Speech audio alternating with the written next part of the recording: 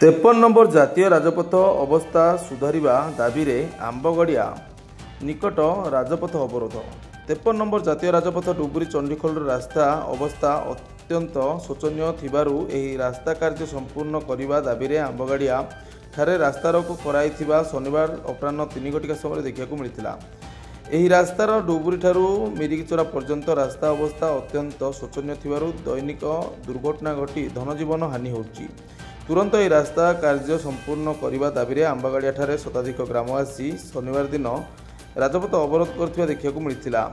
यह रास्ता कलिंगनगर शिल्पांचल प्रवेश पथ होइतिबारु प्रत्येक दिन कारखाना को हजार हजार लोक काम करने को जीवा आसिबा करने सह कारखाना को हजार हजार भारी जान और छोट जान यातायात करने व्यतीत जातीय राजपथ होइतिबारु एही रास्ता रे राज्य और राज्य बाहर जानवाहन और यात्रीवाही बस गुड़िक यातायात करें। सूचना पाई कलिंगनगर थाना अधिकारी प्रकाश कुमार साहू रास्ता रोककारी निकट में पहुंची आलोचना करथिले। राजपथ कार्य संपूर्ण होगा पर्यंत यह रास्ता को यथाशीघ्र मरामती कराजिबार प्रतिश्रुति और धूलिरू रक्षा पाई पानी सिंचन कराजिबार व्यवस्था कराजिबाकू प्रतिश्रुति देबा परे रास्ता रोको प्रत्याहृत होइतिला।